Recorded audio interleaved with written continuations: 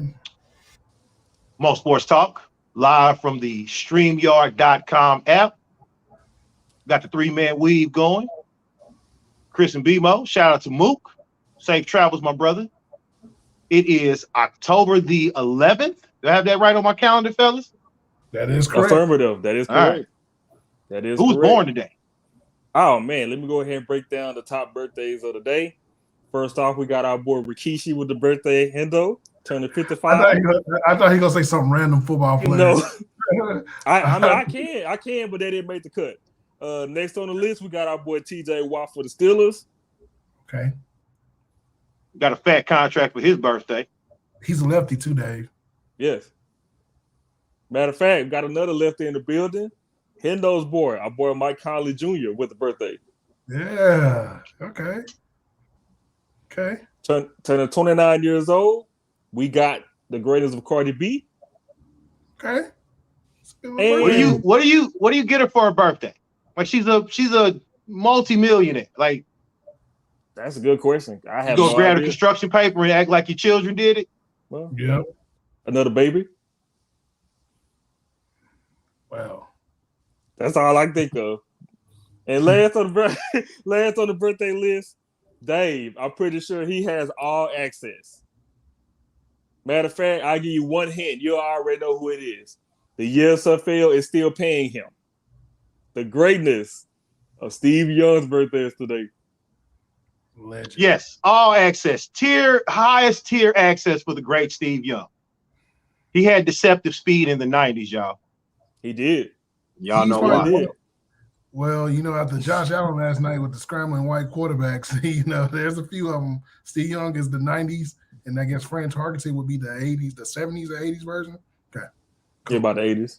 So Josh Allen is not a running back, right? No. Well, Chiefs wished he probably was.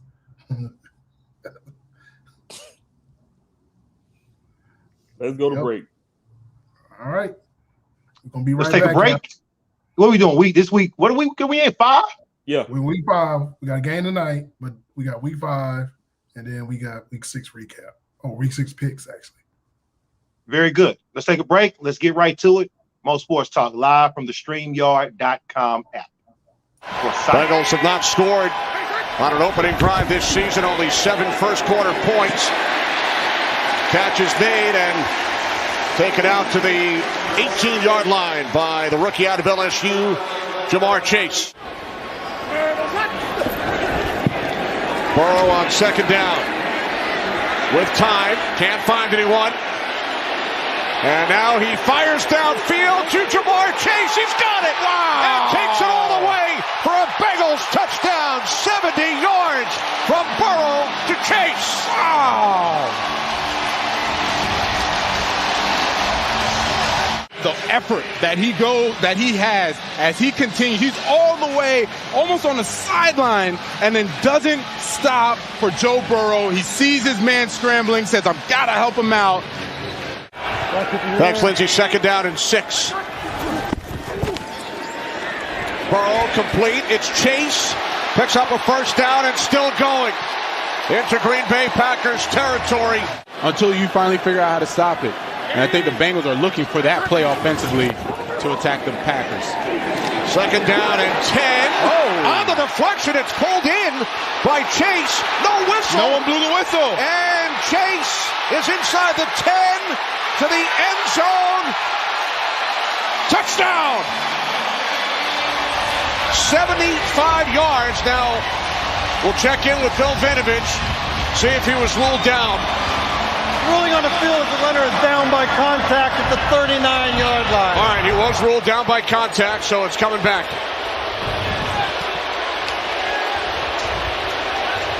It's Eric Stokes on the coverage. Initially, it looked like it was going to be a great pass breakup. So once he stays with possession, looks like he was touched right there. There we go. Touch right there. It's coming back.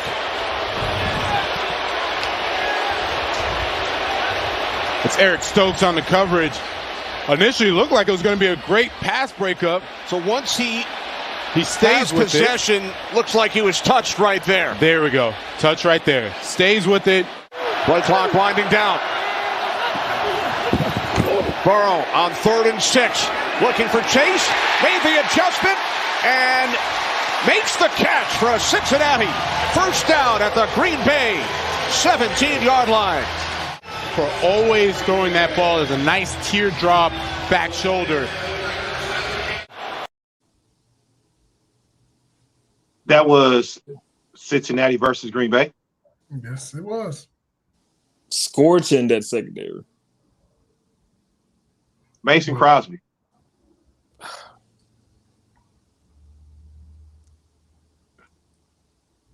Is the C still on his jersey? Yes. Good Lord.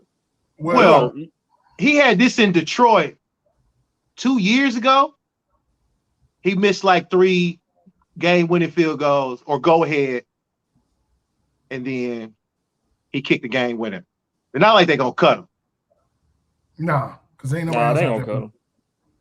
Well, Aaron Rodgers still throwing to one dude in triple coverage. Did you see that? Yes, I did. And one of those guys is Cheetah Uzier, former Cowboy great. Cowboy great. Jesus. Devontae's unreal, man. Look, I gotta give Devontae credit. He's elite. He's when we talk about top 3s or top 5 receivers, he's in the top 3 category. I think we all agree that Hop, probably him and who's the other guy that we always talk about is another receiver. I'm having a brain fart right now, but those are like those tier 1 guys, and he's one of them. Oh, But, Mike Williams. Yeah. I got Yeah. Mike Williams. Yeah, Mike Williams right now has been unreal, which we'll talk about them in a minute. But for me, this Jamar Chase, man. Look, Kevin King had his worst nightmare because Cincinnati got the 3, I call them the 3 amigos. They got him, Tyler Boyd, and T. Higgins. He had to pick his poison. And for some odd reason, they kept putting him on Jamar Chase, which we saw what happened every time. And that play that Joe Burrow did before the half that was crazy. He the mark. It didn't matter whether it was Higgins or Boyd. They was going after his ass. Yes. Green Bay survives 25-22. Look, I still think they should have chose Slater or Sewell because Burrow had the swole throat, had to go to the hospital, but he's fine. Their kicker is it Evan McPherson. He has some issues too. Well, he thought he won the game. and he missed 2 field goals. Of course. Okay, did you see the one where he celebrated? Yes, that was okay. According to people that were there, it looked good because of the angle that was kicking in. It looked good. Yeah, he completely missed it. And he thought he said he thought the refs were pranking him. No, I'm mad at the fact of it was 3 or 4 of his teammates celebrating with his ass. The placeholder, they was hugging each other like it was all going in. You can't turn around and wait till the final results.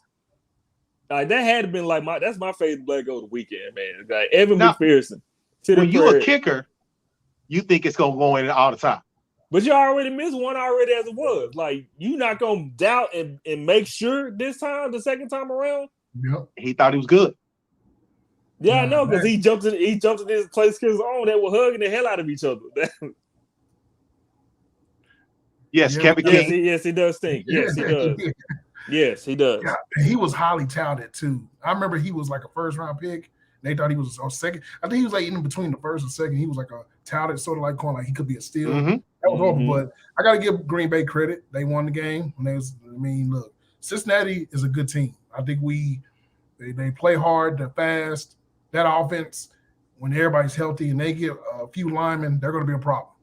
Like you said, they had a Rashawn Slater. Now we go back and look at it. We probably don't. Rashawn Slater definitely would have took him, but I don't know how you pass on Jamar Chase now either, because obviously him and Joe Burrow got this relationship. I don't know if we ever had this in the NFL. Have we ever had this in the NFL where we've had a quarterback and wide receiver in college play together, and then they come over and then they do well in the league? Like, I can't think I of it. don't think so. I don't think so either. No, I don't think we ever had this. So yeah, I got to give Jamar Chase, man. Like Robin said earlier, Jamar Chase is definitely the offensive rookie of the year. If there's an award for it right now, he's definitely getting that by far. I think right now he's like the number one receiver in the NFL, besides Mike Yes. Williams. And he's breaking records. And like I said, one time for Green Bay though, but Cincinnati, I got to give him credit. The young coach, I like him. There was a couple of plays in that game though, like T. Higgins did have a drop on that third down. We came back, hit his hands. That probably would have ended the game, but he missed the drop. But I got to give today's boy Joe Mixon that run he did, bro. I don't know who was that, Savage, whoever that was. Whoever it was, he got the Carson Wentz right now. Both ankles, bro. Both of them. Is that Samaje P? Which P Ryan is that? Is that Michael? Samaje. Is it Samaje? Yeah, wow. And Michael is a Jet. Yeah, well. Your name is James, okay? Did y'all watch the Jets Falcons? Or did you catch? I woke up third quarter. One time for Kyle Pitts, he gets his first touchdown. Yes. Kyle Pitts sound like that dude off was that the game? Yeah. Jason Pitts. The great Jason Pitts, man. Yo. Speaking of draft regrets, do the Falcons regret taking Kyle Pitts? Yes. Well, I most definitely think they do, man. Yeah, probably now. Yeah, probably now because they could have probably used Rashawn Slater. Yeah, or drop the quarterback. Yeah.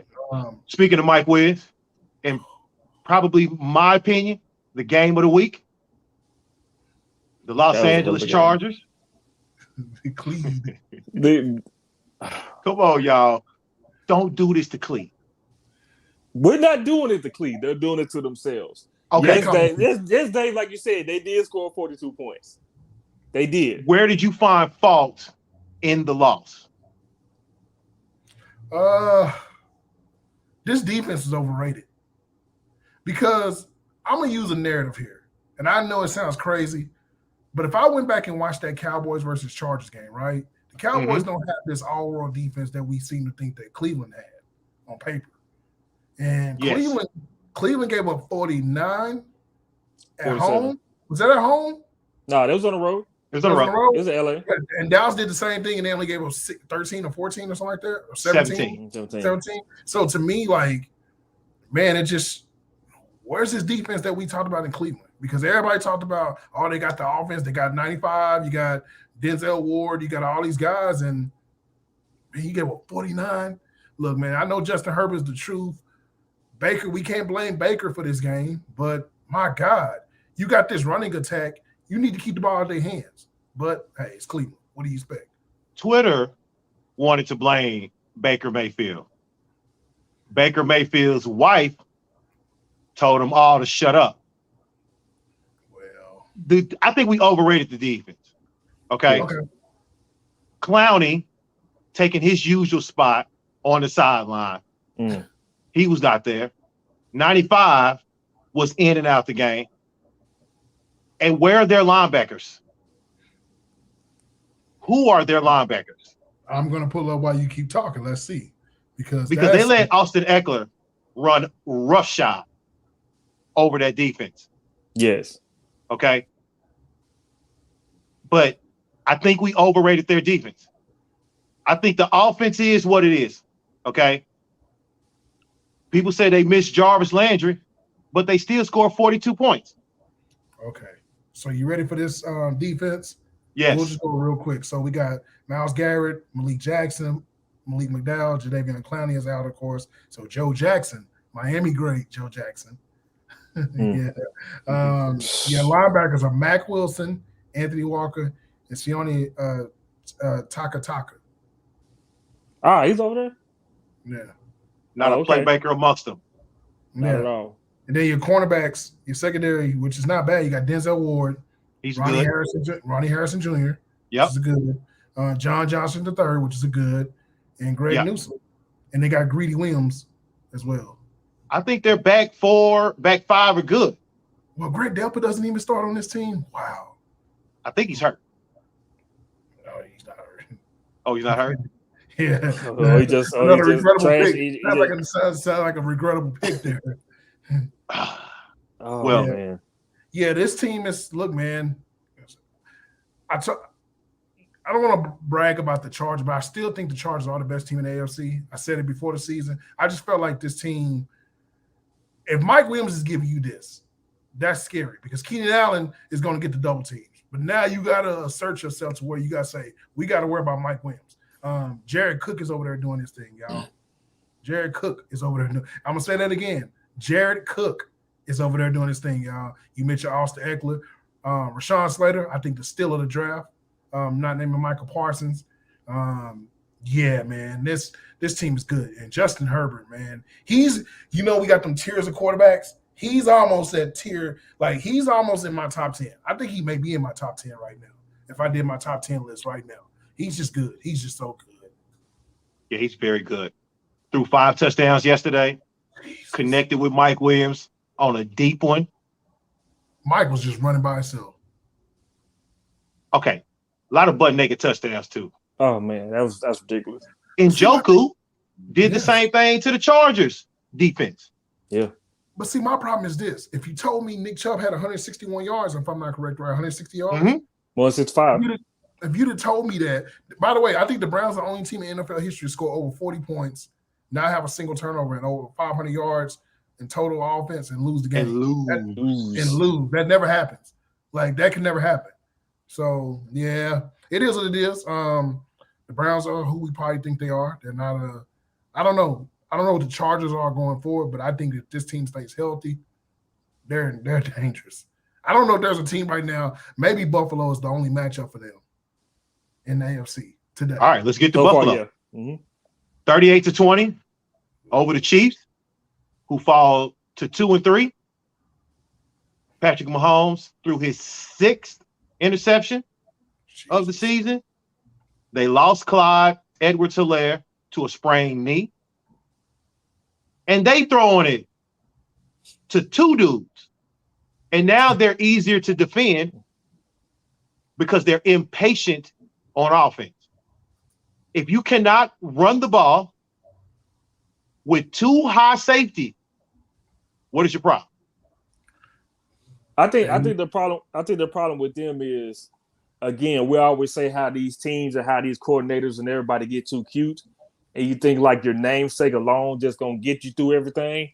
Right now, you're last place in your division, and you having Buffalo coming in and just proving everybody like, hey man, we need to be talked about. Now, granted, even though they're getting more praise in the regular season than it comes to the championship game, but right now, I feel like they were underestimated, and also with the Chiefs with Mahomes out there, like you said, Dave, you have no running attack.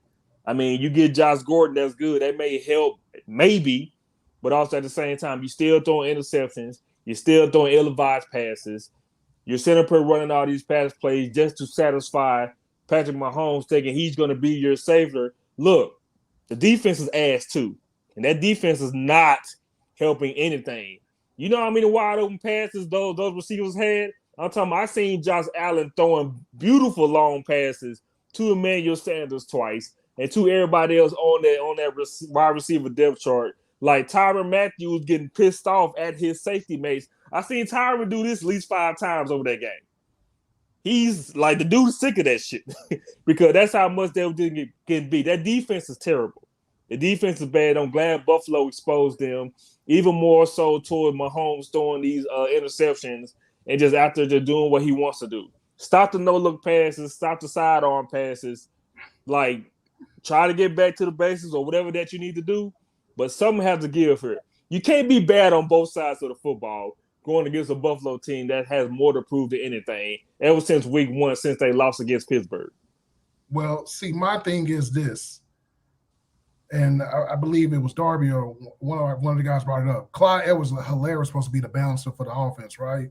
He is not as good as we thought he was, and now he has a MCL injury.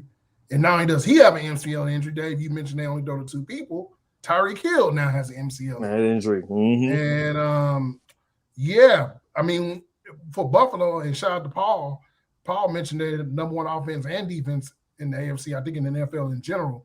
The schedule has played a little favor to them because their schedule is sort of light in the draws the first few weeks, and they play well versus Chiefs. But if you're the Buffalo, you know who they're throwing to. You just throw Tre'Davious White out there on Tyreek Hill and just hope the best of it. You'll figure out something with Kelsey. This is a Chiefs team, I think, that's complacent. Their star gunner, he's turning to Brett Favre a little bit, right? Like we see in the Brett Favre tendencies, like he's just gunning it. And look, we kill Romo for doing those things, right? In Dallas when he was doing it. Now you got Pat Mahomes because he looks good when he does it because he makes the home run play. This team is a home run hitting team, right? They're like the Yankees, right? If we do an analogy in baseball, the Yankees want to hit home runs. They don't care about getting on base. They want to hit home runs. And that's what the Chiefs do. Instead of just marching down the field knowing your defense is bad. If you remember the 2014 Cowboys, right? They had a terrible defense. But the reason why their defense was good is because what did they do? They ran the football. They kept the ball out of other teams' hands. You can't do that with this Chiefs. This Chiefs defense, not naming Chris Jones and Honey Badger, this is a terrible defense. And like I said, they don't have anybody to throw to. Maybe Juju did go there. He's a number 2 or number 3 there. And maybe he would have made it there. But this team is just offensive. I don't think they're as good as we thought they were. And that's, like I said, back to the Chargers thing. When I looked at them both on paper, the Chargers had health issues. They never had an issue with skills, always health. So with the Chiefs, it's got complacent. I know Andy Reid had his ailments and stuff like that, but yeah, I'm gonna say Buffalo is a great team, man. Like I said, I'm not happy with the run. I'm not a big fan of the running backs though. I know Dave talked about Singletary and the other guy, but they need a workhorse kind of type running back. Like they're like a Zeke away. You're not gonna find a Zeke, right? But if they had something similar to a guy that can get you 25 to 30 carries, this team is unbeatable. I agree. But I also think they unleashed Josh Allen in the running game. So if he is their third running back, I think they're fine. They gave a lot of extra carries to Moss. That's the other running back. Ooh, sorry about that. But the Chiefs' problem is if they can't run with 7 in the box, it's no good. And they're not wanting to take anything short. Okay? It's going to be another problem. The question is this Super Bowl loser hangover? No, I just think I don't think it is. The teams got better. Like we've seen this before in sports where like your divisions get better, your team gets better. Like look, the AFC West for the most part for the last couple of years have been mediocre. The Chargers had their issues with injuries. The Raiders weren't good, which we're going to talk about them and their efforts yesterday. And then we had the Broncos who weren't good as well. Now these teams are better. So now you got a target on your back. And then you go out here and make these statements saying, hey, 17-0, and we may do this. We look this good on paper. To me, they didn't do anything to add on. Like Tampa Bay did things to make themselves feasible to go back and repeat. The Rams are saying, hey, we're going to go out there and actually got to spend a little change and make it work. Arizona with the A.J. Green move. That's just like small stuff that you do. But, yeah, but I do got a question for you, Dave. And this is about your boy. This is about both of y'all, boy. What the hell's going on with Zimmer and Cuzzo? Did y'all see that at the end of the game? Did they okay, I don't know if that was celebratory or that was quarrel-esque. But they had to hold back Zimmer. But see, Cuzzo can't be doing that. You like that crap in people's face. Because I'm pretty sure you can't do that shit to Zimmer. Zimmer don't play that crap. So I don't know if that was he pissed off about the whole game. I don't know what it was. Even though they did get the victory, and I think Detroit Lions are just cursed forever. But did you see that? Okay. Before I let I know Dave. I know. Go ahead. We were talking about this on the Hangouts. You're 0-5. And as much as we like seeing Dan Campbell post game, seeing Dan Campbell weeping and sobbing, man, I don't think this is good enough to keep your job at this point. No, I don't think this needs to be shown at all, dog. I know it hurts. You love your team, you love your players so much, but when it gets to the point where you're doing this now and it's not even half of the regular season, I think they maybe might be looking for another direction. You can't weep after losing 5 games in a row, bro. You can't do that. Bro, they gave him a 6-year contract. because he And you only break the 5 line? games in, Did Dave. he You only break the 5 line games at one in. time? Yes. Well, he did the God rest his soul. He did the reverse Dennis Green. Instead of going off on a tangent, God rest Dennis Green, by the way, legendary Dennis Green. But he did the reversal. He thought maybe crying will maybe like spark some sort of thing. They gonna get their ass beat next week, bro. Like I'm looking at the schedule next week. The Detroit Lions play the Bengals. They're gonna get torched next week. Where is it? It's Is in it Detroit, but it don't matter. Jamar Chase on turf. Okuda's out too. Oh, Here's the Minnesota thing with Cuzzo and Zimmer. I'm gonna go Will Bond push. I think he was celebratory, but I also think he wanted to punch him in the face. Yeah. So Okay. He was like old boy at the when he was at the Gas Monkey, the Lemon Line Records dude. Yes. And Yes. the dude, the same dude that scared the shit out of Dave because Dave didn't know what the hell was going on. It just came out of nowhere. Out of nowhere, bro. It was out of nowhere. You jumped in your coach's face out of nowhere and grabbed him. But Mike Zimmer ain't one of those types. No, he's not. When Detroit gets their first win, Dan Campbell's he's jumping into the pile. Bro, if I see Dan Campbell swim moving somebody, bro, I swear to you. But Okay, Chris. Hold on, real quick for the Lions. You looking at their schedule. Okay. What's their next possible win? Okay, they got the Bengals Like at next home week. to Chicago? They got the Rams. That ain't a win. Yeah. They got the Eagles at home. They may beat the Eagles, bro. The way it's looking, they may There's a beat chance. the Eagles, I bro. don't know. There's a huge chance. It's Detroit at home. They can beat the Eagles. Then they got they're on a bye week. Then they got week 10. We got the Bills. Oh no, not the Bills, the Steelers. Well, the That Steelers may like be, the matchup. that may be the win. That may be the Where? win for them. Is it in It's in Pittsburgh? That's gonna be their win right there. What's their Yeah, Thanksgiving Pittsburgh. game? Hold on. Guess who they play on Thanksgiving? Well, this ain't right. When is Thanksgiving? Thanksgiving on the 20th? No, it's not. Okay, so they play the Browns in Cleveland. And then I know that's gonna be anarchy. Their Thanksgiving game is against the Bears. There you go. They're not yeah. It's That's either the gonna week. be one of them Pennsylvania teams or the Bears. Maybe they beat Cleveland somehow. It's just a 3-win team. No. The- They're the worst team in the NFC. I'm willing to call it. They're worse than the Giants, which we'll get to in a few. But If got they a question. play the Jets on a neutral field, who's favored? The Jets. the Jets are beating the brakes off of them. I don't even know who the Jets throwing to. Bro, Swift can't do everything by himself. Like, I don't even know who else is on the offense. They done lost all their talent. Bro, what happened to all these dudes that they drafted? Like, they gone. But no, I'm sticking with that. But Dave, I got a question to ask you. When is your boy from Miami getting fired? The who?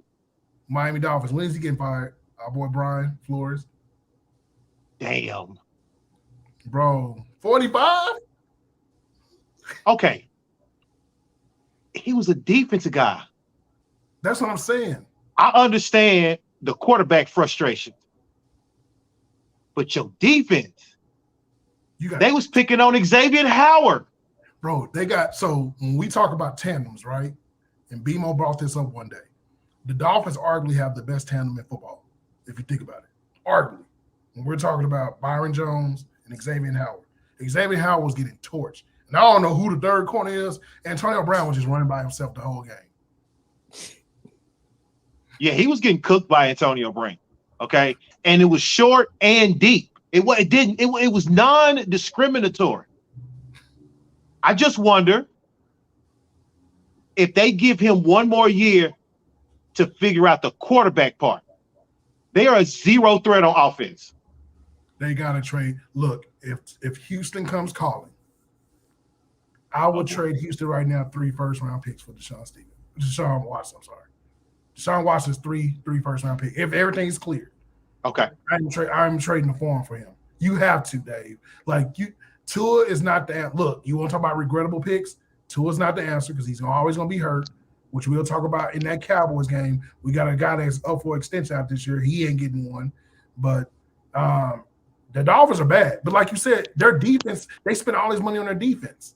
Like their money is on the defensive side. Mhm. Like that's where all their money is at. And they couldn't stop them at all. And I get it, Tampa Bay is hot, but if your defense is formidable, like look, this tells you when we talk about this Dallas defense, Dallas put them down to like 28 points, I believe, or 20. What was it? BMO 28 points, if I'm not mistaken, something like that. Mhm. Yes. Yeah, this team got torched. Like they couldn't do nothing about it. Leonard Fournette was running the ball crazy. Tom Brady had all, and our history speaks of Tom Brady having a bad time in Miami. Like no matter what he always does, he always struggles in Miami. But boy, it didn't look like he missed them there. And Xavier Howard, who's supposed to be one of the 5 best corners in football, nah, bro, we good. We good. And like I said, once again, when you got a third receiver that is good as everybody else's first receiver, you got a huge problem. But yeah, I got to give it to Tampa. They bounce back. They do play the Eagles next week, which we'll talk about that. That could get ugly. Dave, I do have one game for you I want to talk about. Your NFC West boys. Do you want to show some love? Somebody entered the game. Your man's Geno Smith. Okay. Good old Geno. Russell Wilson tore a tendon on his middle finger of his throwing hand. He's out 4 to 8 weeks, and it's welcome to the Geno Smith experience. He looked good. He was And great. like Jameis, you got the full Geno on Thursday. It was wonderful. I mean, he had 6 or 7 pass completions in a row, Dave. Oh, he looking good. You know how He looked good. happy I was when he got in, but in the fourth quarter, it's unfortunate. Now, look, I don't think his interception was his fault because I feel like the receiver did trip over his own feet and try to sit. Like you trip over your own feet, fam, and then you asking for a damn flag. Corner never touched your ass, and that right there, like that, really disappointed me because Geno, our boy Geno, kept him in the game for that whole second half, Dave. And another thing that I do want to mention about that, as far as like when it goes to medical staff, of course I'm not a doctor, but I seen how Stafford really turned everything around with his, little finger injury that he had. I'm looking at Russell Wilson's finger, Dave, and of course it was turned like towards the right. Apparently they tried to pop it back in place. I saw that his finger was still curved to the right. So I'm thinking somebody effed up somewhere. And then when they taped his finger, they did not tape both of his fingers. And I'm thinking to myself, if you try to relocate somebody's finger and it's still curved to the right, and you try to table with both, I think right there, because Russ still went back into the game, Dave, but you're seeing a lot of short passes and handoffs and things like that. I think that medical staff kind of effed up a little bit, and I think I think that's the reason why he's missing 6 to 8 weeks, because I feel like the way I seen it when he hit Darnold's helmet, I told like it's completely broken. That's not a dislocation at all, dog. It's completely broken. They really try to pop it back in place like that. And I was like, no, I think y'all really effed up there. Which to me, I didn't mind seeing Geno. Matter of fact, that was one of my players that I did like over the weekend, Dave. It was Geno Smith. But I think to me, in my eyes, I'm not a doctor, but I think the medical staff really did something wrong trying to put his finger back in place. And I think that made it worse. And that's the reason why he's probably missing 6 to 8 weeks. Well, I didn't think it was a dislocation because a friend of mine tore a tendon on the exact finger, and it is still jacked up now. Now, she delayed surgery, so that's a problem. But when they couldn't pop it back in place, I had a feeling it was a tendon issue. Now, also in the NFC West, Cocaine. 17-10. Use the pinky. Was you My a little worried? 5-0. Was you a Cocaine little Cardinals. worried? Was you a little worried? Yes. Look, that's why it's called cocaine. Because you never know. It's a wild ride. Okay. Do y'all know who the San Francisco 49ers defensive coordinator is? No. Former Eagle linebacker, DeMeco Ryans. You know what? You are They are a correct. top 10 pass defense, averaging 5.3 yards a reception, I think, somewhere around in there. They got a legit defense. They got a legit defense with Hendo's boy, Fred Ward, leading the way. Yeah. Now, go ahead. I'm sorry. Is Norton the linebackers coach? No, he's in Seattle. He's Okay, got He about to you. be Yeah, okay. fired. Yeah. He's okay. He's about to be okay. My Cardinals are 5-0. I think they are now a full 2 games up on everybody. That's correct. As of today, It should be 2. Yes, they are. They are 2. Well, no, they're only 1 game up because if the Rams. The Rams are 4-1. Rams 4-1. Yeah, Rams 4-1. But yeah, okay. I will say this though, with your pick about the NFC West having those 4 teams, it may not happen now, obviously, with those 2 bottom teams, especially with the Seahawks, and I don't think the 49ers will. But I got to give it to the Cardinals. Defensively, they play well. I know Trey Lance is a young quarterback or whatever. I'm still waiting on Brandon Ayuk. Has anybody seen Brandon Ayuk anywhere? My Greg fantasy Kittle. team sure hasn't. Yeah, Kittle is out. Of course, this is verbatim every year for him. So, yeah, it is what it is. The Cardinals are the real deal. So when we talk about these NFC teams, each team has each division has the pretty much clear cut. So we look at the NFC East. We got Dallas. Yes. We got Green Bay in the NFC North. Yep. We got Tampa Bay in the NFC South. And we got Arizona. All these teams only have 1 loss or no loss. Is Arizona the best team, or they just got the luckiest schedule? Or we wouldn't say that. They just got the best record. Okay. So Tampa and the Cowboys have looked the best to me. Oh, yeah. Yeah, I think Green Bay's sort of turned it around a little bit because I don't want to go against Aaron Rodgers. If I had to trust between all these teams and their quarterback situation, although I think Dak is right there with Aaron now as far as his play, I think Aaron Rodgers, if they had to win the game for the quarterbacks, Kyler Murray is great. He's probably the MVP right now, right? I think him and Dak and Josh Allen are probably the 3 best players in football right now. But it's going to be interesting to see. But I'll tell you what, that Rondale Moore, that catch he made on the sideline, my God. Rondale Moore was still in the draft. I think he went to Tulane, if I'm not mistaken. Yes. Rondale Moore is the truth. And look, when you got D-Hop out there, this Arizona team is great. Look, I was very hard on Coach Kingsbury, but look, he's proven me wrong. Him and the guy we'll probably talk about next, but Arizona is legit, man. They're dangerous. You don't want to play them in Arizona because that's where all hell breaks loose. I don't even think it's that. I think now that they can show they can win on the road too, I think that's even more dangerous for them. We know about what they can do at home, even though I still feel like at home they still do goofy stuff. But winning on the road big now, as they've been doing, I think that makes them even more dangerous. Yeah, and their defense right now is like second in the NFC when it comes to points given up, a third, only 95 points. I mean, I know the schedule sort of helps them, but Arizona's a real deal. But y'all saw Jameis, right? Y'all saw Strong. Look, we always messed each other when he threw the pick. And we was like, here it go. Strong was feeling it. And then he felt, look, this Callaway, I don't know who he's throwing to. Harris, Callaway. Callaway is very good.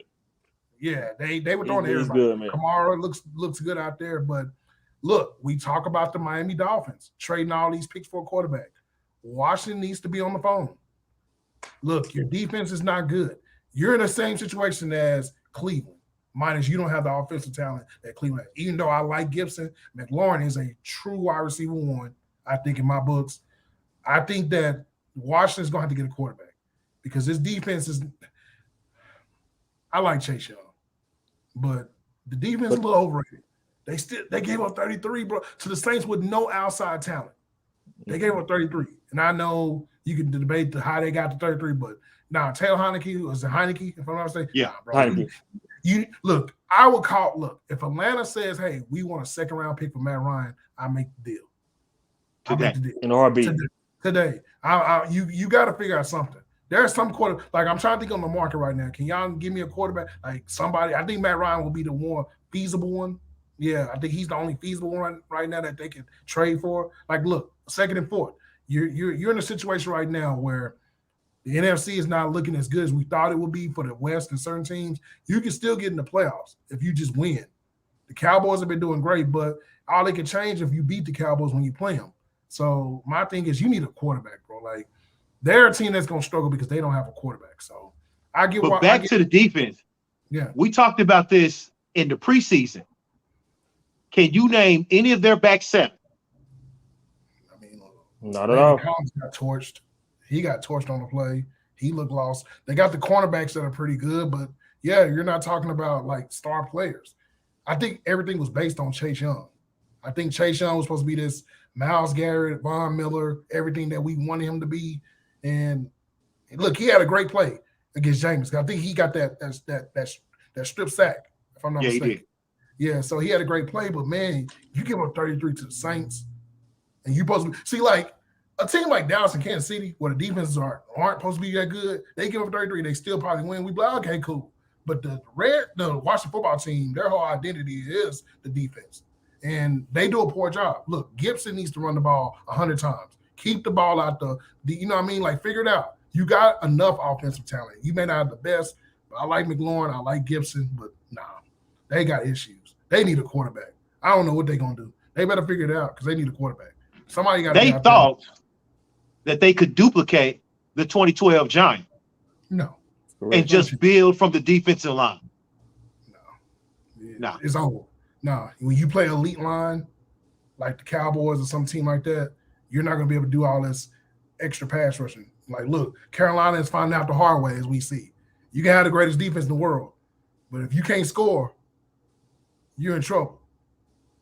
For all of this celebration of Sam Darnold, I just need y'all to go look at his college stats. He was already. He had high interception totals then, and he continues to do that now. They're just okay. Lost to the Eagles, blew a double-digit lead, I think, or a 2-possession lead. They were up 9. Yeah. Eagles still letting Jalen Hurts throw 11 times. Why, BMO? Why? Once again, as Dom, I'm pretty sure he'll perfectly tell us they do not want to run the damn football to even try to save their life. I don't know if you try to develop like Jalen so much to have him throw all these damn many times. Luckily, it worked for them. But at the same time, it's like you're wearing this young guy out already as it is. You don't even want to bother to even touch the running game, do 2 running back system. Once again, where the hell is Miles Sanders at? I still hate the fact of like this is not going to get it done for you. It's not going to get it done for you at all. You are going to continue to burn this quarterback out every week after week, and that's where the loss is going to come to. I understand you want to get him ready. I understand you want to develop him, but at the same time, there is no way you're going to get this guy any kind of help. Even toward the fact you still getting sacked a few times also as well. They don't give a damn about him right now because that just shows how much they want Jalen Hurts to be so good. He's not going to be good if you don't help him out. It's a team sport. It's a team sport. They don't give a damn about him right now. Well, he's frustrated. Now you get these reports, which I'm looking in the comments. Y'all heard about the Fletcher Cox deal? Fletcher Cox is pissed off. He's not being used.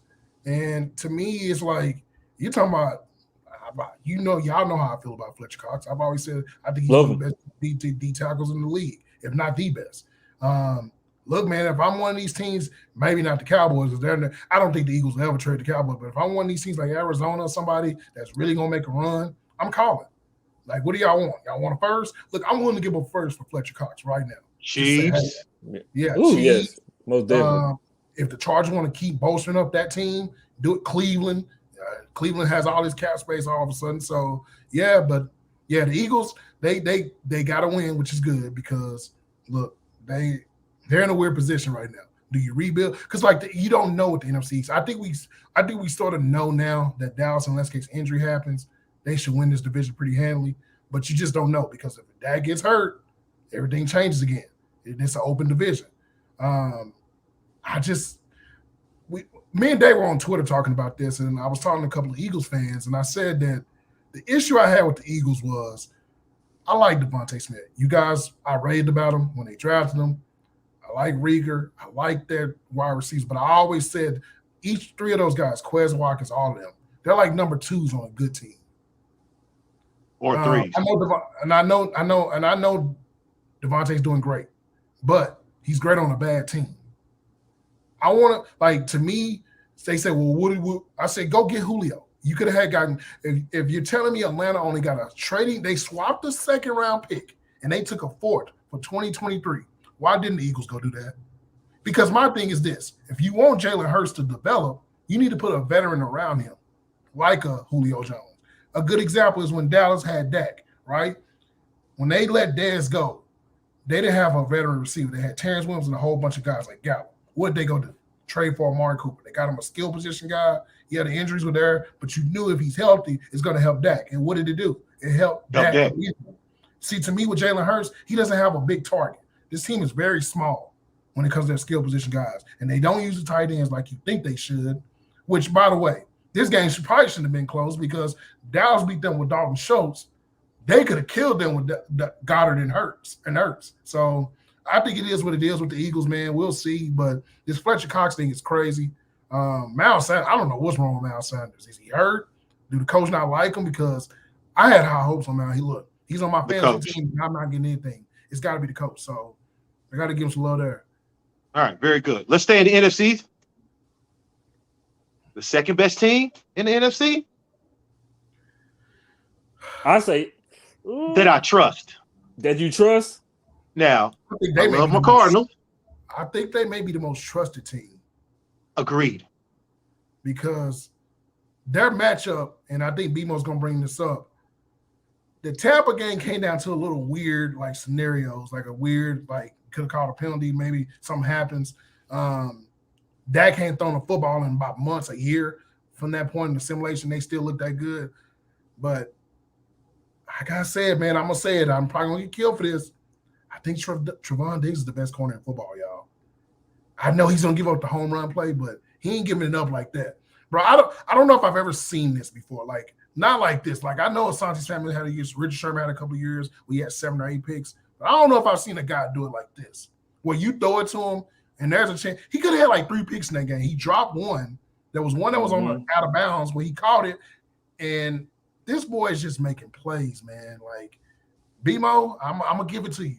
BMO was talking about this pre-draft about him, and BMO was raving. And I said, man, that Jamar Chase game hurt him. Because, boy, that's all we saw. Me and Dave were talking about it. This Diggs kid is getting killed by Jamar Chase in the national championship. And it dropped his stock. But BMO, I'm going to give it back to you, Dave. I think that may be the most trouble. BMO, this is all you, man, because what is it with Trevon Diggs? Is it just like, is he lucky? Because why are teams challenging him?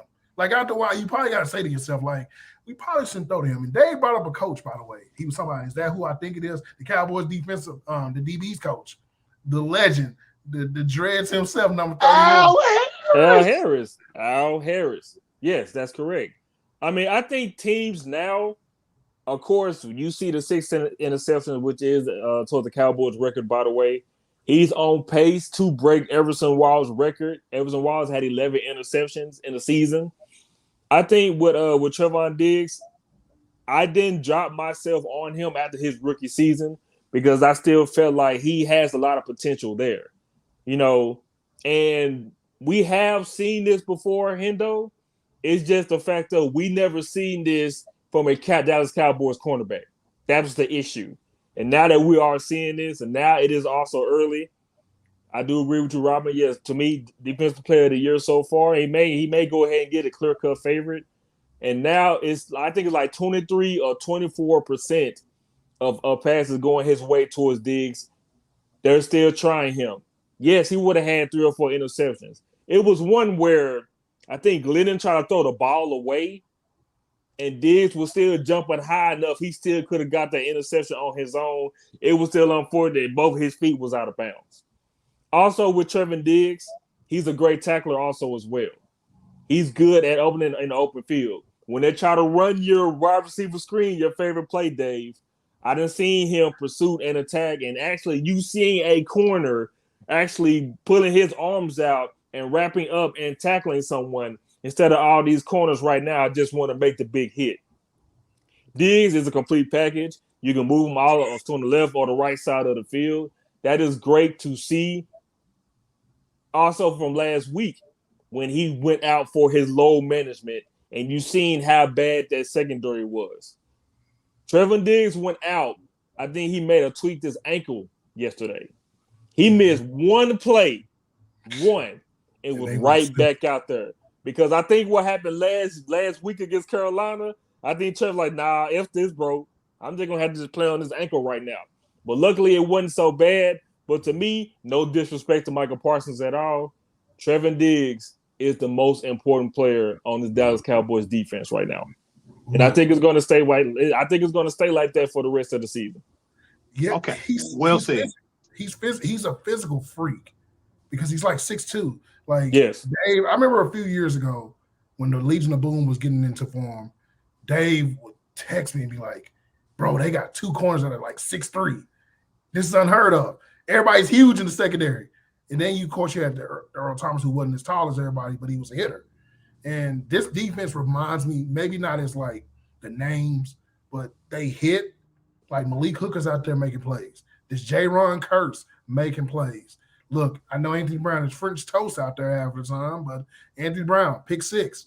Anthony Brown makes the plays. He'll admit it. Of course, he'll give up the big play, which is why Tony went 8. Yeah, this team is crazy, bro. Like, look, if you'd have told me 4-1, I would have been like, cool. But not in this fashion because they dominate the second halves of their games. Because even versus Tampa, go look at the second half. They were the better second half team. They were like every game they played, they've been the better second half team. They lead the league in first quarter points, if I'm not mistaken. Yes. In the NFL. Good stat. They just get to it. And look, Dak, man, Dave, I don't know if I've ever seen a better place ball than when he threw that ball to CD on that route. Because that ball looked like it was overthrown, by the way. And I thought it was overthrown. CD came out of nowhere with the comeback speed and just catching that touchdown. Real quick, Dave. One guy on the defensive line I do want to give a lot of credit to, even though Michael Parsons is doing what he's doing in a short little time due to injury, is Randy Gregory. Yes. That man has been applying great quarterback pressure. I just seen a couple of times where he's just pushing around offensive linemen around. And like, when Hendo had saw him at the boxing event that he went to losing weight, they said it was converting him back to a pass rusher. And Randy Gregory, to me, has been the best defensive lineman on his Dallas Cowboys front seven. So I give a lot of props to Randy Gregory also as well. Okay, last thing on Diggs, former wide receiver. So he gets routes, route combinations, route running. So if you aren't Amari Cooper or other great route runners in the league, Keenan Allen, it's gonna be a problem. Yes. Okay. And we got to remember he practices every day versus Amari Cooper. Right. Mm-hmm. Not naming Keenan Allen and Devontae, maybe a select few others. That's the cream of the crop. And I just think that, like I said, I'm impressed. And look, for all those people out there that said Zeke is washed, no, not at all. Yeah, we find it. And guess what? Dallas this week, is it this week, BMO? They get back the guys this week. Michael Gallup may be back. Yes, like. Gallup may be back. They also drafted 2 other corners that's over 6'2", Dave. So they may be back. Yeah, shout out to Chad. Yes, we haven't seen Kevin Joseph because he should be coming back from injury. So he should be getting Salami back. They said through the injury report there was no new injuries to report for this week. Wow. So they should be fully staffed this weekend with their next game against the Patriots, correct? Yeah, and Collins is back this week too, right? Yes, allegedly. And we will get to him later on also as well. Yeah. Wow. So they're going to get out. And DeMarcus Lawrence may be back in a few weeks as well. So you're going to have a full package team. And this team is rolling right now. I think my only concern with this team is the middle part of that offensive line with the left guard and center, Connor Williams, and I can't pronounce his name, Tyler. How you pronounce his name, BMO? Biades? Biades? Biades.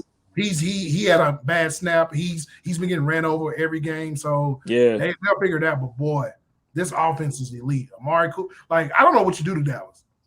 Their defense makes the right plays. Dan Quinn has been marvelous. We shitted on Dan Quinn all last year because we did Atlanta, but he's found his home. Y'all ready for these picks? Yeah, I think your answer to your question is pressure up the middle. Yeah, Take they do. advantage of the weak link in the line, but they can't. And I like how Kellen Moore is sticking to the run. Mm-hmm. So very good. Yeah, Get to these picks. Mike McCarthy has not gotten away, by the way. That's the thing. This is unlike Mike McCarthy for them to run about. Like, look, Tony Pollard is out there doing this thing, and look, the number one tight end in the NFL right now, B-Mo, is who? Should be Dalton Schultz. Dalton Schultz. Dalton Schultz. Dalton Schultz, ladies and gentlemen. That's crazy. But yeah, much love to the Cowboys right now. I think I got to see them versus the Rams because that's interesting because their weakness, which is the middle of that line, they got to deal with Aaron Donald. And that may be a nightmare, but we'll see. But let's get to these picks right quick for week 6. So we got a Thursday night game. The Tampa Bay Buccaneers will be on the road as a 7-point favorite to the Philadelphia Eagles. Just 7? Tampa. It's going to get ugly. I think it's the short week that gives that line that.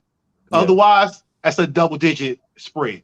Bro, outside of Darius Slay, who is guarding any of them wide receivers? Who to Mark? Oh, Who to Kevin King? Who to number 30?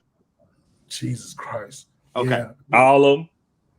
All right. And now, Lenny is turning back to Leonardo.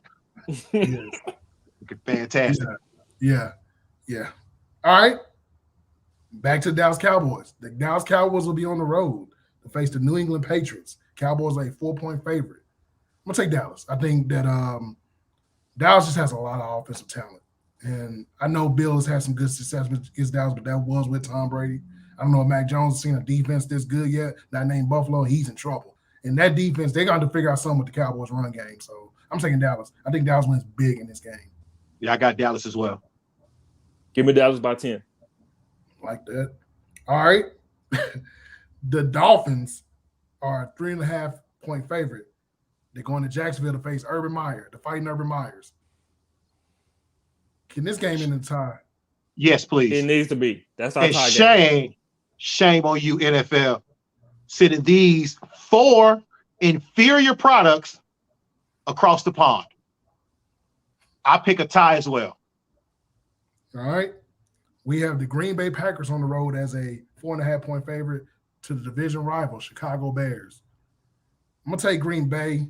I don't know if Justin Fields okay because I know he got hurt yesterday. He came back. Okay. I'm still taking the Packers. Yeah. Yes. I don't know what they're going to do with Devontae. It could be a field day. One dude. One Yeah. dude. One dude. Give I me got Green the Bay. Packers. Green Bay. All right. We got the Cincinnati Bengals as a 3-point favorite going on the road to face the Detroit Lions. Y'all know I got the Bengals. Look, Jamar Chase may go for 200 yards in this game. It could get ugly. There's no Okuda. Look, they don't even have a guy named secondary. Bro, what are they going to do? If anybody got any Cincinnati player, I'm talking about Joe Mixon, Samaje Perine, T. Higgins, Tyler Boyd. The list goes on. You better start all of them. You start any player you got. If you had to make a decision between Dak Prescott and Joe Burrow, I would play Joe Burrow this week. Detroit's terrible. Give me Cincinnati. Yeah. Bengals. I can't give faith to Detroit no more. I can't no more upsets for them, man. Yeah, they kicked us in the nuts last week. Yeah, 2 weeks in a row. Can't do it no more. So the next matchup is actually dealing with a team tonight. We didn't pick the winner for this one yet. Colts and Ravens are playing that. We all got the Ravens, right? Yes. All right, cool. So next week, I think we got the unanimous on this. We have the Houston Texans on the road as an underdog, 10 points to the Indianapolis Colts. Give me I may take the Texans, bro, because I'm going to tell you why. They almost lucked up and beat New England. Colts win. Colts win. Texans cover. Colts win in overtime. No. This game is going to be crunchy black ugly. This is going to go to overtime. Colts win. Ew. Well, this may be the ugliest game of the week, and I feel bad for whoever's starting that quarterback because we don't know the status of Daniel Jones. I hope he's doing well. Prayers to that guy. The Los Angeles Rams are going to be on the road as a 10.5-point favorite to face the New York Football Giants. It's going to get ugly. Look, Mike Glennon is going to probably die. bro. Oh, When I man. saw Mike Glennon, bro, I was like, no, it's over. But Who's the emergency quarterback for the Giants? Jason Garrett. Tony, the wide receiver, Kadarius. Yeah. Yeah, and real quick, Saquon hurt again. Dave, ain't he due for a contract this offseason? What do? He's due. You got to. You have to. Because he's the only star attraction. Because you drafted him. Yeah. Dang. Well, And you've seen him at his best. I don't think we've seen him at his best. Because he's had a couple of spurts, but yeah. Got the Rams big in this game. I think they covered his good Lord. What are they gonna do with those three receivers? Right. Yeah, so high five them. Yeah, we got the Rams. And another ugly game of the week, which defense is gonna give us the most points. We got the Kansas City Chiefs on the road as a 6.5-point favorite to face the Washington football team. If there's no Tyreek Hill, it could get ugly for the Chiefs. Yeah, but we know this Washington football. Well, both defense are ass. But I only trust one offense that can get this crap done, and that's the Chiefs. So give them the Chiefs. Yeah, I got Chiefs. Okay. We got the Minnesota Vikings on the road as a 1.5-point underdog to the Carolina Panthers. I'm taking the Vikings. I don't trust the Panthers. Look, if I gotta go pick between Sam Darnold and Kirk Cousins, give me Kirk Cousins. By the way, Everson Griffin is back on the Vikings. Yes. Bro, after that whole thing. Yeah, because you remember Everson got hurt, remember? At practice. And they cut him. So yeah, then he's he back in went to Minnesota. Dallas, then he went to Detroit, now he's back there. Okay. Yep. Yeah. Justin Jefferson's gonna have a field day in this game. I got Vikings on the road. Same. All right. I think one of the better matchups of the week, barring anything happening tonight, to the Baltimore Ravens. We have the Baltimore Ravens as a 3.5-point favorite at home versus the Los Angeles Football Chargers. I'm taking Chargers. I just look, them Chargers, boy, they different. I can't trust my bad, go ahead. I can't trust Hollywood to catch a football correctly half of the time. And boy, having Bosa chasing around for a while gets kind of ugly. Derwin James, he's the difference maker in this game. Yeah. I got the Chargers. Woo. All right, Dave. This is the Dave game of the week because we have the Cocaine Arizona Cardinals as a underdog, 2.5-point underdog to the Cleveland Browns. Wow. Are you serious? Underdog? Yeah. On the road. Okay. Makes sense. Look, Clee got to be able to run the ball. Run it again. Run it again. Run it again. Yeah. I got the Browns. I'm gonna take the better quarterback in this situation, and I want the Browns will probably win this game because they win the games that not maybe we all shouldn't think they should win, but Arizona's on cylinders right now, and if they come out to a shootout, like Odell got to do something, bro. He has to. This will have to be the week, bro. Odell's been nowhere, so I'm taking the Cardinals. Dave, every week we ask these football teams to run the damn football. Stop trying to let your quarterback win the game for you every single time when you know you have something effective. The Cleveland Browns will not listen to us this upcoming weekend. They will not win this game. Give it the double C's, man. They got it on the road. All right. We got three more matchups. We got the Las Vegas Raiders as an underdog, 3-point underdog to the Denver Broncos. Give me the Broncos. The Raiders have been proven to where they've come back to life. They are a bottom-feeding team in that division, along with the Broncos more than likely, and I think the Broncos at home are better. Yeah, just give me them. And then this whole thing with Gruden is crazy. That was just about to mention, too, this whole Gruden thing. I don't know. They can't find him. You got him a 10-year contract, so that money ain't going to do nothing to really hurt him. I don't know what they're going to do with this man. That's really going to affect this team going forward. Even by starting off so good right now, then how the division is going, then going on the road against Denver. I got Denver, man. I got the Raiders, but they also gonna fall behind 14-0 again. But they gonna come back to win. Yes, as always. And the next matchup is a Sunday night matchup. This is the game that we probably wish we all could flex if they allow us to flex this game. We have the Seattle Seahawks led by Geno Smith as a 4.5-point underdog going against the Pittsburgh Steelers. That is our Sunday night football game. In Pittsburgh? In Pittsburgh. Yikes. Steelers. Yeah, Steelers. Even with no Juju, which doesn't matter, I still think Pittsburgh's the better team right now. Give me Pittsburgh. And Ben said he told y'all so. Ben said he told y'all so. Did y'all see that? Tell us what? Exactly. There you go. All right. And Dave's favorite matchup, Monday Night Football. We're going to have the Buffalo Bills as a 5.5-point favorite going to Tennessee to face the Tennessee Titans. Y'all Titans. Y'all know who I got? Cousin Josh. Look, these are the games that Titans somehow win because it's a favorable matchup. Is Josh Norman still on Buffalo? No, he's a 49. No, he's 49. It was getting smoked. Yeah, because he probably over the weekend. Yeah, because he probably because if he was playing in this game, he probably gonna have flashbacks of Derrick Henry. Yep. He was doing to him. Yep. Off me. Yeah. So, well, actually, you know what? I'm taking Buffalo because still no Julio. AJ, I think he's back, but yeah, they got to figure out something over there. They did get a present win, even though it's Jaguars, but I don't trust Mike Vrabel. Of course you don't. We don't. Give me running back Josh Allen. Jaheim. Yes, as he will rush. To me, one of my hot takes, he will rush for 50 yards in this game with his feet. But yeah, give me Buffalo, man. Here we go. All right. Very good, fellas. Week 6 in the books. Let's take a break. When we return, fight time. Mo Sports Talk, StreamYard.com.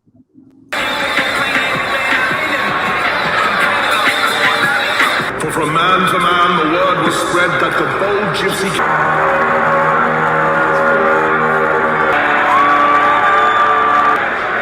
Wilder already looks more active, and you have to like the look of that, Andre. It's easier to hit, and you got a greater landed than you do today right now from Deontay Wilder. Nice right hand to the body off the jab. A very 25 seconds Lennox into the first fight. Into the scene, an outstanding work rate from Wilder. Going to be interesting in how it's scored.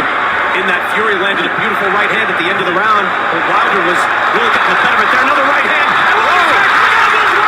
Fury put it out. And another turn of events where Wilder's the boxer and it's Fury who's the power puncher. Yeah, Fury came in with a nice right hand, caught him good. Wilder's doing a mistake by putting his head down. He's so big, so he's doing a lot of pushing. Wilder! Oh, he went down! Wilder's got to get... Yes! Let's go, baby! Decent from Wilder after the big right hand from Fury. Weather the storm. Steps back in with his own shot. Fury starting to move his own head. Caught him with the right hand. Wilder back. Every time a fighter makes a mistake, the other one tries to capitalize, and they're not capitalizing or taking advantage of the mistake for pity-pat shots. They're here tonight. Wilder has to be careful. Although he's tired, he can't be throwing these wild punches. That's just going to exert him even miss. This is where you have to come out. He landed. He has more energy moving forward. Wilder backing up each jab. Wilder's moving the wrong way. He's moving right into the right hand. Wilder is wobbled. He's got a minute to go in this 8th round. Wow. Again, those.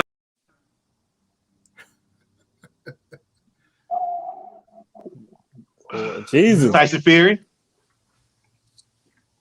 knocks Deontay Wilder out in the 11th round to retain insert alphabet heavyweight title.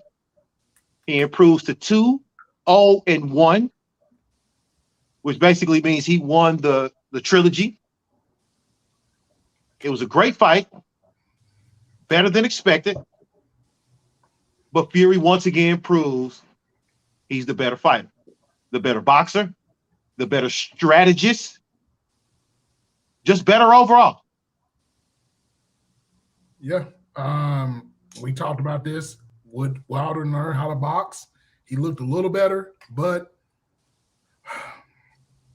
if you'd have told me his conditioning would have been an issue, and we talked about this, well, we thought Fury would have been the one with the conditioning issues because of COVID. Wilder was dead tired after I want to say the 4th round. It was like he was walking backwards the whole time. Fury's just a better fighter, man. This is not a good fight for, it's all about matchups, right? This is a bad matchup. Every great boxer has a bad matchup, right? Like we saw with Roy Jones and Tarver. We saw it with different guys when they match up. This is just not a great matchup for him. Fury's just a big boy. That's a big man. That's a big human being, y'all. 6'9", 280, I believe. And that's losing weight. He just leans on you. If you don't have the reach or you don't have the skill, you're not going to stand a chance versus him. I see people out here giving Wilder a lot of love for his heart. I'm not a big fan of that because that means you just got your ass whooped. And that's no excuse for him. He doesn't move his head. He's not great defensively. His lack of combinations is very alarming. We talked about the Kansas City Chiefs in football, right? Another analogy. Home run hit. This team is Deontay Wilder's a home run hit type guy. He wants to hit you with the one punch. Look, he should have learned from the first fight. There's not a punch you can take or hit on Fury that's going to knock him out cold. He's going to get up every time. And it happened again. But Wilder got brutally beaten this fight. Like, I was worried to the point where I thought something may happen to him. And it gives you those bad flashbacks. I'm glad that he's doing well. As what we know, he did break his hand, if I'm not mistaken. So that was a part of the issue. But there's no excuse for that because he still got his ass whooped. I think if he had his hand, he was still getting his ass whooped. Tyson Fury, man, he's unreal. Look, we got what we wanted, me and Dave. We prayed on this. BMO prayed on this. Do not let this be a draw because we do not want a part 4. I think it's time to go talk to the guy, Alexander. I think to see what the cruiserweight wants to do in this situation because I got a funny feeling that, look, while I think Fury has the size advantage, Usyk is going to bring something different to the table. He's a boxer. And there's no size that can coach that. I think he'll do better than Wilder. But yeah, Wilder, like I said, we'll see. But he got his ass whooped. I'm sorry, y'all. I know everybody wants to give him hard credit for it. I don't think it's a great thing to reward somebody or say, hey, he did this because he was getting his ass whooped. He was getting his ass whooped because he's not a great boxer. He's a hell of a fighter. He's just not a great boxer. Simple. I'm just glad. I wish the referee would have stopped the fight earlier. I know they want to continue on because the thrills and things, but it could get real dangerous out there. And like I said, Fury's he's great, man. First off, like I was saying, shout out to Stally. Me and Stally were joking around. I said, it's bad when you lose the fight, BMO, and the dude starts singing spirituals after the fight. Like, you don't want to lose a fight, BMO. And then your opponent starts singing like spirituals, bro. God. Like, we've already learned from Holyfield, don't come out to gospel music. Like, if you come out to gospel, you're gonna lose the fight. But yeah, Deontay Wilder. I think this I don't know what. Like, Dave has a good point. He talked about this. Like, what does Joshua and Wilder do in this situation? They got to fight each other. Look, it's still a big money fight. I think if those two fight each other, they're gonna figure something out because both of them got 2 glaring bad losses. And Wilder just has the bad loss versus him. I think it's time to see what Usyk can do, or whatever other heavyweight they want to put up there right now. But yes, Fury is unreal. I don't know if anybody can beat him right now. So shout out to Tyson Fury. I don't think nobody can beat him. Even with this fight going on, I do agree with Dave. It was a great fight. It was good. To me, like Hendo said, I still feel like it lasted a little bit too long for me. I mean, even when the 3rd round, when Fury got his first knockdown, I kind of figured like, okay, let's see if Wilder can last even more rounds because I feel like he's going to get knocked down some more. 4th round came, Wilder, got Fury on the ground twice. I said, okay, this is when Fury is going to turn everything around and it's going to be to the point where he's going to start boxing his ass. And that's exactly what Fury started doing. Wilder going down, and for me, I feel like the endurance wasn't there, which I feel like he probably would have had an excuse for that because, COVID. This fight was delayed 3 more months. And so I feel like that was going to work out in Wilder's favor. But also at the same time, when I'm starting seeing Wilder again, putting his gloves down Also, he's ducking. You too big to be ducking, bro. That's your first mistake. Put your arms up. And then after the fourth round, he started backing towards the ropes. His feet, he started catching stone feet, going towards Fury, and started doing these little 1-2 long jab punches combinations, which I thought, well, what the hell did you even learn here? You see Fury, switching up the styles, start going on with his combinations towards the head, towards the body, towards the combinations, towards the ropes, and knocking down Wilder at will. And so I'm surprised it even lasts this long, the 20-minute rounds, but bad matchup. Just like Dave said, just like you said, it's a bad matchup for him. You had no chance against this guy.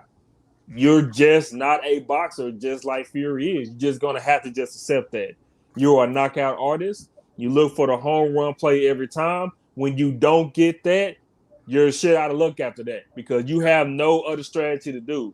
Even on the defensive side, you're showing too much defense to the point where you're still opening yourself up towards the body, which Fury loves to do a lot all the time when you get to the ropes, even in the middle of the ring. So as far as like where Wilder goes, of course you want to give him some kind of feel-good story, the way he came up in boxing, but that also at the same time it's like you just can't beat Fury. Time for you to hang it up and go another route. I mean, you want to fight Joshua, that's fine. I mean, I don't know if you could try to – even going after Ruiz. Do y'all even think like him fighting Ruiz would be a good one? It'll be a fight because it won't be a big-time fight. I think Joshua's the only – unless he fights Usyk.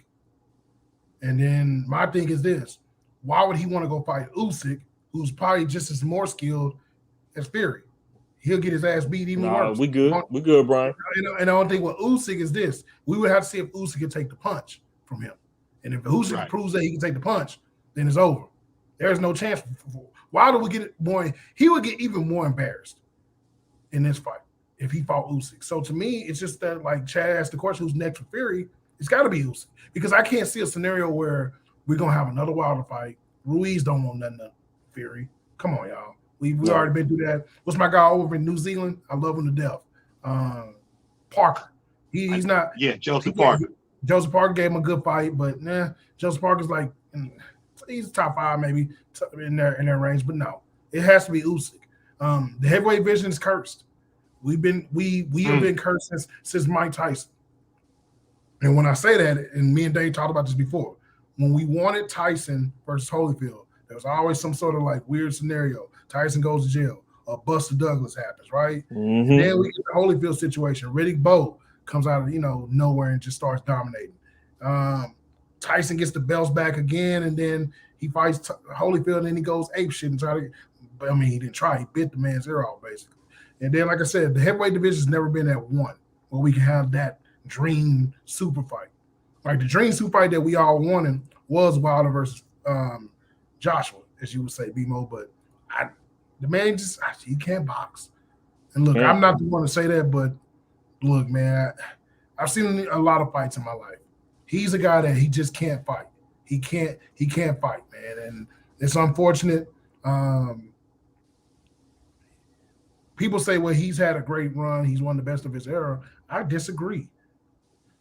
He was great. He was 42-0, but I never will forget him from when he said, if I'm correct, BMO on this, correct me if I'm wrong, Dave, didn't he once say that he could beat Mike Tyson in the fight? If they went like, who did Mike Tyson beat? Yes. Tyson, and look, a disciplined Mike Tyson or a good Mike Tyson is not letting Fury do him like that. Not like that. Where he's outboxed. Man, he could probably lose, but nah.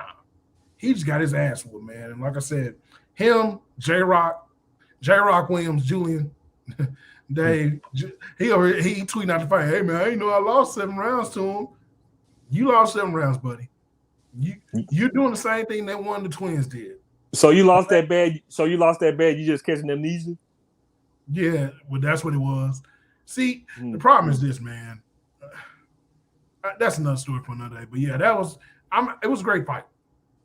We got all the theatrics we wanted. Even when Fury got knocked down early, I was like, I ain't worried about it. That ain't bothered me at all. Not at all. He he has a different. His bravado is a little different. You know, I've never seen a heavyweight. I wasn't around when Ali was around with all the razzle dazzle and the funny eye looks and the mic skills that he has, but he has that in him. I'm not saying he's Muhammad Ali, but y'all know what I'm saying. Like, it's sort of like he's wired a little different. Like, he's an entertainer, but he's a boxer, and he brings it any kind of way. And I've never seen a dude that damn big ever move like that. Like, I thought the Klitschko's were amazing and how they move, Lennox and those guys, but he's bigger than them. Like, this dude is 6'9", 280, bro. Like, that's probably in shape. Like, he did. And if you saw him in the fight, he didn't look in shape. No, he not looking shape at all, bro. Right, at all. right. And he is hard. Like, they can bring up the gloves and all that stuff. Nah, man, you just got your ass whooped. Like, next. We can get next. But I think a Joshua Wilder fight will be good. Because both of them, and to me, Dave, I think that's their rubber match. This is going to be to where this is it for one or the other. Either Joshua Lose to Lee Town. Yeah, you got to Lee Town. But that's it for me on the fight outside of y'all ready for Bud and Porter? Yes, sir. I'm most definitely ready. I got We'll talk. Porter. Yeah. Yeah. We'll talk. Yeah. We'll talk. Yeah. But BMO, go ahead. All right. Apparently, this La'el Collins stuff is not put to bed. Oh, God. Last week, Friday afternoon, they had a hearing. And as of course, he continues to fight this 5-game suspension. Whereas you can play next week against New England. All one play. Nah, because apparently you don't want to play because now you're going through this. And also, it has been brought to our attention that Dak Prescott served as a witness at the arbitration hearing after he asked to testify. Like a character? Yeah. And answer questions about the supposed bribe. So going on through the hearing, Dave, we have found out that according to the league, Collins was advanced to stage 2 of the substance abuse policy back in December 2019. During that offseason, he allegedly gave the league's collection vendor insufficient and, in some cases, false information about his whereabouts for testing purposes. The much-discussed bribe is said to have taken place in November 2020, when he arrived at the testing facility on this day before the Cowboys' Thanksgiving Day game versus the Washington football team. According to the collector, Collins asked to speak with him, quote-unquote, Dave, man-to-man, to say that he felt like he was being tested too much. Collins then, as per the statement in the hearing, asked the collector if there was something that we can do. And so he proceeds to offer him, Dave, $5,000 one week, and then the next week offer him $10,000. Lord have mercy. I got nothing. So the witness, which is Dak Prescott, was recorded as he was saying that he also knows the collector. His name is Roy, according to the court documents. Oh, God. And so here's the question that he was asked. First question was, did you hear on the 25th Mr. Collins ever talk to you about he was going to bribe Roy to not take a test? Dak proceeded to say, no, I haven't heard from La'el or anybody ever think about something like that. Second question, did you ever see or hear that La'el did that on November 25th, 2020? Dak Prescott clearly said no. Third question, did anybody ever mention it to you like, wow, I just did this, and he said no, or did you see La'el with $10,000 cash in his gym shorts? Dak Prescott proceeded to say no, of course not. Final question was, have you ever seen La'el with $10,000 cash in the locker room when he goes to see the tester? Dak Prescott proceeds to say, I have not. So the NFL Management Council argued that the attempted bribe and Collins' previous failures to appear for testing warranted a suspension for a failure to cooperate. So he did have a chance to play against the Giants. But McCarthy said, of course, there was no plan in place for him to play. Again, Dave, you did not have to appeal. And once again, you did not have to have this arbitration hearing on Friday. You could have been on the damn field, dude. You really could have been on the field. You even had a witness testify with Dak Prescott. Well, I'm pretty sure he didn't want to do this crap. You could have been on the field last week against the New York Football Giants. But no, you still want to fight this and things like that because you feel like you're losing money. But at the same time, you must not be losing a lot of money if you want to bribe this collector $10,000 just for you to get over these piss tests that you've been doing since 2019. There you go. I got nothing. I don't either. I'm like, this is it. I wanted to tell y'all this because it's like, stop. Stop doing this, bro. Stop. You're about to play next week. Please stop. Now you may, hell, you know what? I don't even want you to play. Because the way Terrence Steele has been playing, now regarding the 2 penalties he had against the Giants, keep Terrence Steele right there. And if I were Mike McCarthy and the Dallas Cowboys, you have to earn your starting spot back. You will be on the bench behind Terrence Steele. Yeah. Or trade him. I got nothing. This situation gets funnier every time you update me on this. It's hilarious. It's hilarious, Dave. It's pure comedy to me. Dog, Yeah. Stop. Okay? Stop. Poor Leal. Well, you know what? Instead of going to break, let's get this baseball out the way real quick. So, Dave, the Red Sox, how? Oh, my Rays. What the hell? Lemony? Are they getting lemony?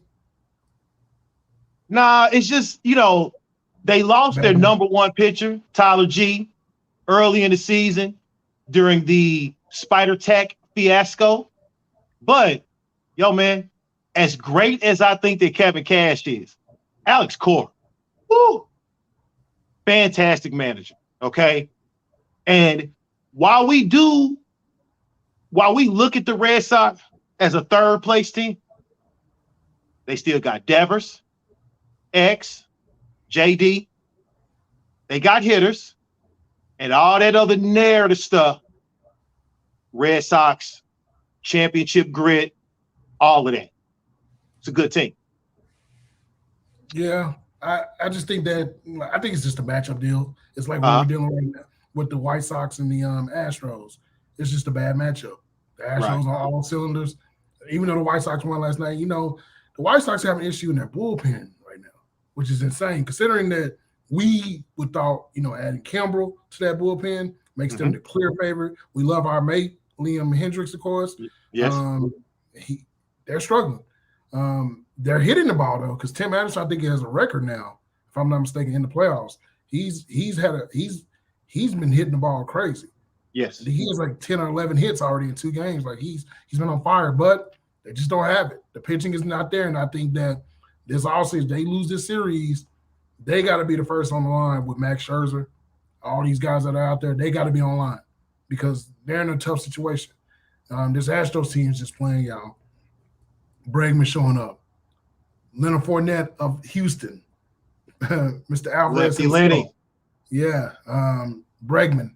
Tuve. You go down the list. This team is just a good team, man. Dusty got these boys playing. And I'm happy for Dusty as well. So, like I said, I've been impressed with that. I think we're all happy the Cardinals are not in the playoffs. Oh God. Boy, because that would have been a disaster. That would have been a disaster.